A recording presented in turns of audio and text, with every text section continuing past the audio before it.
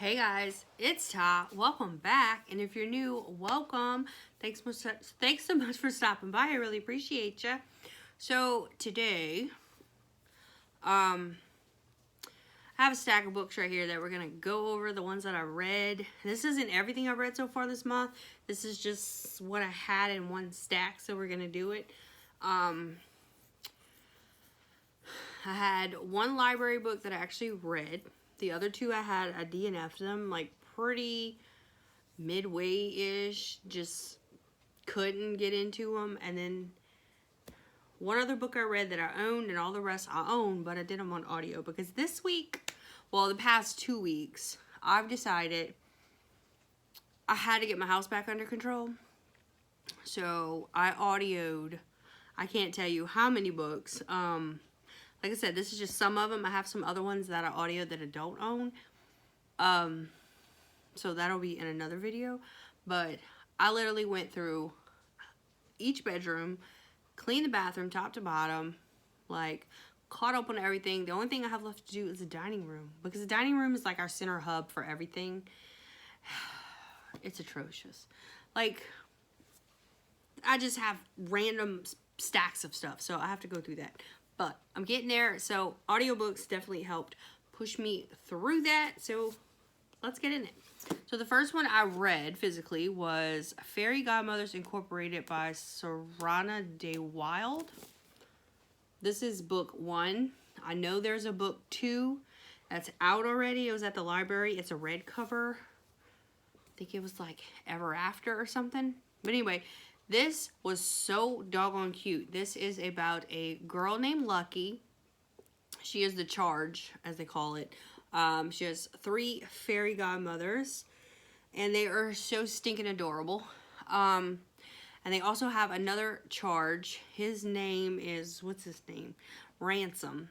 And the place where they live, which is Ever After, Missouri, it is running out of its magic. And what better way to spark magic and then to have a wedding? So they call on their charges and like, hey, this is going to be a fake wedding.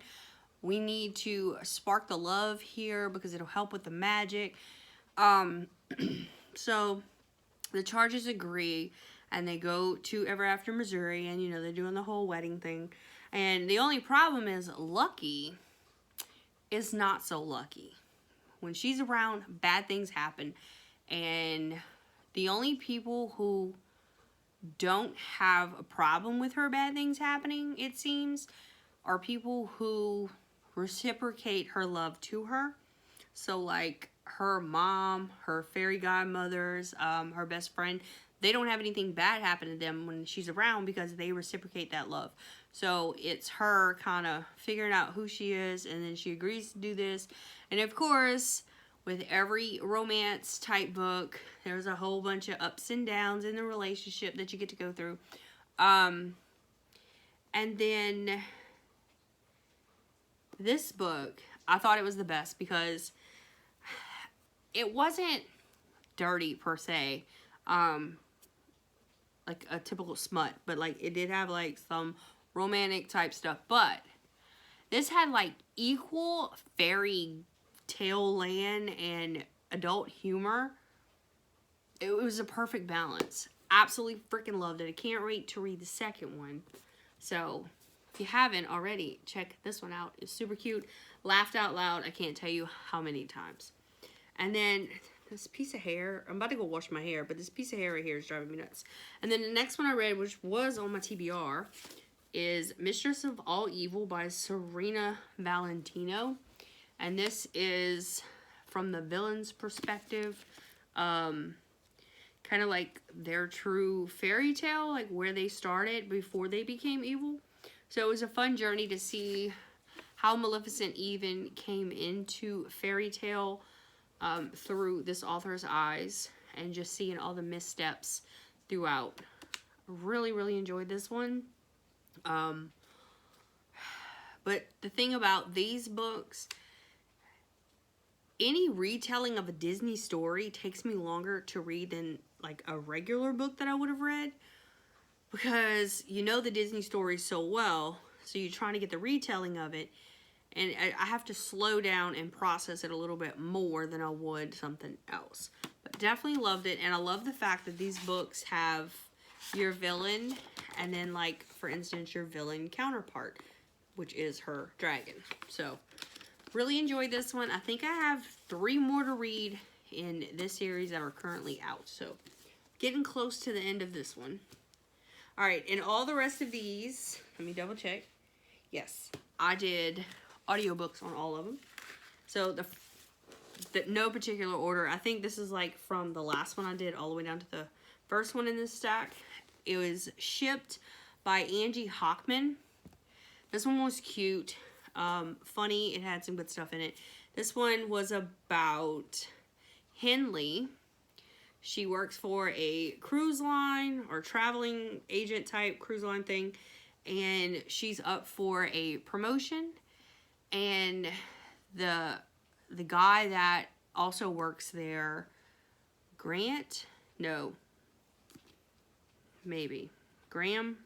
that's his name.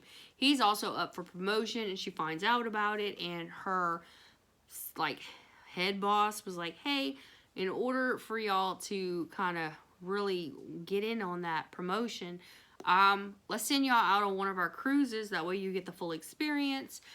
And so she figures out when she can go, because she's also in school to get her MBA. Yeah, her MBA. So she figures out when they can go, and they happen to be on the same ship, and she's like really about it, because she's like, I have to get this promotion, all this stuff. And then she has like all these great ideas that she's bouncing around, and he is being completely nice. Like, he's not trying to sabotage her or anything, but she is kind of feeling like, I gotta put a stop to you type thing. So it's watching them kind of war at each other without warring, if that makes sense. Like, only one side seems to be fighting, and then something happens in the workplace. Once they get back, they find out some information, and it is really horrible for her. So she gets like a team together, and they come up with a strategy, and then they all go after this person. And like, this is after the promotion has been, you know, whoever wins the promotion and all that stuff. So this was super cool, and kind of like, how would you be if you were in a race with your coworker to get that promotion? I wonder how we would all act. Alright, and then the next one I read was, well, listened to, was The Whisper Man by Alex North. This one, like, I enjoyed it, but it wasn't, I guess, in depth as I thought it would be. This one, basically, there's this little rhyme that's going around about if you leave your doors unlocked, the Whisper Man's going to come and take you, because in this area, so many children have been taken, and then, like, their bodies show up, and they're trying to figure out who did it. And this man named Tom, I think his name is, yes, Tom, after the death of his wife, he and his son move, and things start to kind of get dark in their town. And then 20 years ago, a serial killer abducted and murdered 5 residents, and there is a cop who, well, he's a detective who, he worked the original cases or whatever, and he never could find this kid. So you kind of go through all that. You see multiple points of view. Like, you see the dad and the son's perspective. You see, like, the sheriff, like, the police force or whatever. And then you see, like, the murderer's perspective, and you got to figure out who he is. So I kind of liked, like I said, I liked the story, but I felt like the wrap-up was kind of easy on their part. Like, I'm glad it played out how it did, but I felt like the final hoorah could have been a little bit more. You know what I mean? Like, you had this whole book, and you did all this talking about all this stuff, but like the final scene act of it was short compared to others. So, and then I read The Flat Share by Beth O'Leary. This one I thought was really cute. This is where a man who, he has a girlfriend, and he decides he wants to rent out his flat for extra money. So he puts an ad in the paper, and the girl, she is just getting out of a relationship with this guy. She needs somewhere to go, so she decides to do it. And the way they do it is she gets the apartment from whatever time in the evening, like 6 to 6 or whatever it is. Like, she gets the night shift in the apartment, and he gets the day shift in the apartment so he can come home and sleep. Now, on the weekends, it's hers completely, and he stays at his girlfriend's house. And they communicate back and forth with one another about things that maybe she had a question about, or just like they have a day-to-day conversation. And the notes are just like crazy amounts of notes everywhere.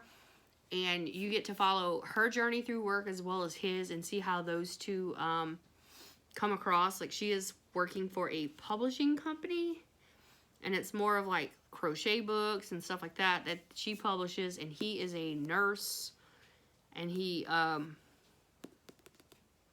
he works the night shift as a nurse. So it's pretty comical at one point whenever her the person that wrote the crochet book, they go do like this thing at the hospital, and like everybody knows who she is, but she has no idea who everybody is, and she has no idea even who her flatmate is because they have never met. So they kind of live through the notes back and forth until they finally do get to meet, and it is adorable. And then I did Nicholas Sparks' The Return. Nicholas Sparks was one of those authors that kind of brought me back into reading, because like I read when I was younger, and then I kind of took a hiatus like in high school. Like, I really didn't read that much except for like the assigned crap, which not all of it was good, by the way. So when I started working, after I got my degree and everything, they had a library right down the road from where I was working. So I decided to go and be like, hey, I want to get a card and all this stuff. And I started with Nicholas Sparks, and I absolutely like enjoyed being back in the book world.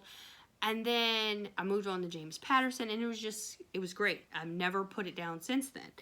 But this one, I wasn't quite sure how I felt about this one. This is about Trevor and Natalie. Trevor's grandfather died, and he left him the house or whatever. And when he went to visit his grandfather, he basically gave him like this message, like these words he said, but like they made no sense at the time. So Trevor doesn't know where he was going, where he was coming from. They have no idea where where his vehicle's at. So like he has to get all this information. Well, there's also the sheriff that in town. She stops by because she sees that the lights are on in the house, and like nobody is supposed to be there. So she's just checking in on it because there was signs of a break-in previously. And they wind up, kind of hitting it off or whatever. And then you kind of follow their friendship / relationship. And like there's issues here and there. And he's still trying to track down his grandpa's vehicle and find out exactly what his grandfather was doing. But then there's also this kid, Callie. That's what she calls herself. She works at the little diner type thing. And Grandpa kind of befriended her, kind of took her in. He was he was known for like, not to sound mean, but like it's kind of the way they put it in the book, like strays, like stray dogs and whatnot. So he helped this kid, let her stay with him until she was able to find a way to get a job, which he helped her get, and all this other stuff. So something happens to Callie, and she has to be transported to the hospital. But it doesn't look good for her unless they find her family and stuff. They realize she's a runaway, and they have to go through the steps to kind of figure out where her family's at and if they can communicate with them, because possibly one of her family members could save her life. So I just felt like this book kind of drug on a little bit. And also, I know I've read other books that had this, but for some reason this one just really hit me the wrong way. That instant love, like you didn't even know this girl for like 2 weeks and you already, I love you, I love you, I love you. And it just, I don't know, it just felt forced, fake, didn't really like it. But like overall the story was good. Like the actual story, the plot summary of the book, not necessarily take the romance out of it. It was good. It was just, I felt like that forced I love you was there, and I'm like, dude, you just met the girl. You don't even know everything about her yet. How can you love her? Like, I know there's instant love, love at first sight, all that stuff, but I don't know. Felt forced. Alright, so then I read Hidden Bodies, which is the second book to the You series. There's currently 3 books out now, and I think the 4th one is going to be coming out. I'm not sure when. And there's also a Netflix special. I've finished the second book, so now I can start the Netflix special. This is about Joe Goldberg. He works at a bookstore, and he winds up meeting this girl, and he basically learns everything about her. He's like, you know, a stalker. So we go through that whole process with him, with this girl, and then I don't want to give away what happened in that book to do this one. So basically you're following a psychopath. I don't want to... Is he a psychopath though? He's definitely strange. But I enjoyed his internal dialogue that he has with himself. Absolutely enjoyed it. So I'm looking forward to starting the series You to kind of see, is it the same or is it not? Because, you know, like Harry Potter. First book, first movie was pretty much exact. And then once you go further out, it obviously added details and shit. But that one was really good. I'm telling y'all, I really enjoyed his internal dialogue is what keeps me going. It is great. And then I read The Hazelwood by Melissa Albert. I've been having this one for a while sitting on my shelf. This one was about 17-year-old Alice. Alice and her mom spent a lot of time moving. They always seem to be moving and living on other people's couches or renting out this or all this other stuff to stay away. Like there was something always bad following them. It felt like a curse. And her and her mom moved around a lot, and her mom refused to go to Hazelwood, which was the grandmother's estate, and all this other stuff. So Alice figured out that her grandmother was a writer and that there were stories. She's never read her grandma's work, and she really wanted to. Once she found a copy of a book, and her mom took it, and she never saw the book again. And then before you knew it, like, it felt like somebody was chasing her. And then pieces of the book were left on her bed. And her mom went missing. Had no idea where her mom was. So she's going to try to find her mom. And her mom was, like, very specific. Don't come to this place. Because I guess that's what she figured they would take her. And so these Hazelwood people are after them. And she kind of... her life story kind of unfolds for her to see what happened, and it was very good. The way they explained it all and the people that helped her throughout. This one, I think I put this whole audiobook down in like one day. It was just really good. Got a lot of cleaning done with this one too. But if there's a second one, I'm definitely going to see about reading that one, because just by looking at the cover, I felt like it was going to be very whimsical and fairy tale like, and it definitely was. But it also, and it's YA, but to me it did not read like YA, because sometimes with YA, like the 2 books that I have that I said I DNF from the library, those felt very young, and like I just couldn't get into them. But this one just kind of flowed. It was a good storyline. So Melissa Albert, yes, I would definitely be checking her out. I definitely liked her writing style. And the person who did the audiobook was great. I do not remember who did it, though. And then the last one on this list, I know I've been talking your heads off for a while, is Karen Slaughter, Pretty Girls. This one, This one was really good too. This one was about, let's see, sisters. They hadn't spoken in like 20 years. One is a glamorous trophy wife. The other is a single mother dating an ex-con. They struggle to make ends meet, but neither has recovered from their disappearance of their sister Julia from 2 decades earlier. And the shocking murder of Claire's husband brings the horror and heartbreak of the past roaring back into their lives.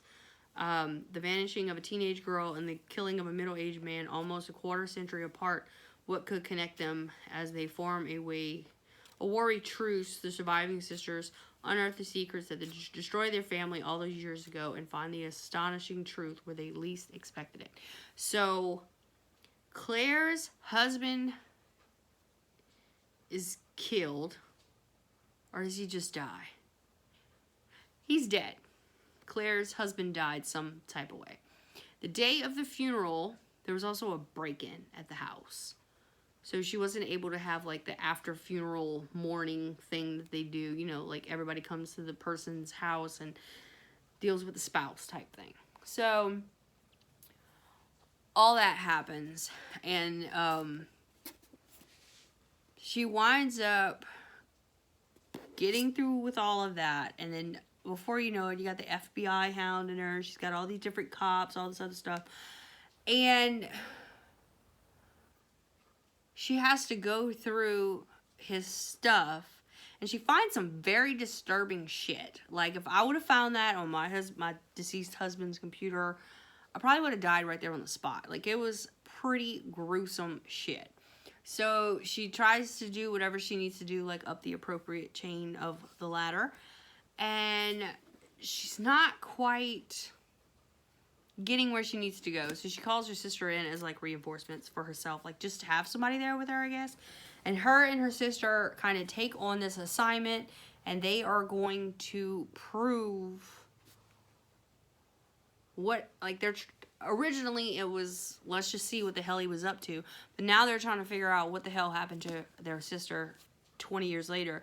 They had no idea. So they go through all this, and they're discovering all these family secrets, and then they find out that like the parents knew, and they're pissed off at their mom, and their dad's dead, so they can't be pissed off at him in person. But this book infuriated me, but it was so damn good. Just like as they were uncovering the secrets, you were in your mind like going with them to these places and seeing these things. And I kind of had like my detective hat on, because I was like, let me solve this before you do. I kind of almost got there, but they kind of shot it in there and got there right before I did. But y'all, this one kept me on edge. And this was a really long audiobook. Like, I think I listened to this audiobook on and off for like 3 days. But it was so freaking interesting. It was almost like you would have turned on the damn TV to like these crime documentary shows where, you know, unsolved murder crimes and stuff from however many years ago. And like the voice, you know, that amazing voice that they have on that show, and they're talking you through it. It's kind of how it felt. And it was like, okay, all right, what we're doing. Like, I kind of pictured everything that was going on. But yeah. Yeah. And I heard Karen Slaughter was really good. I think this is maybe my second book by her. I could be wrong, because I still need to update my GoodReads to figure out what I got going on there. But this one, if you're gonna read Karen Slaughter, read this one first. Like, this one was amazing. Definitely took some sleuthing skills to even write this, much less read this. So yeah, I enjoyed all of these. Let's see, how many was that? 1, 2, 3, 4, 5, 6, 7, 8, 9. 9 books. And that was just like a tip of what I've read so far this month. Like I said, I have some more audiobooks that I did, but I don't have the physical copies for them. And I told y'all last time when I was trying to do that other video, anytime I try to insert something, it keeps crashing. So I don't know what I'm going to do. So I might just wind up typing the name of the title of the books and stuff instead of a screen cover, because for some reason it just didn't work. So hope you guys enjoyed. If you've read any of these books that I talked about today, what are your thoughts and opinions on those? I would love to hear. And I will see you guys next time. Bye, y'all.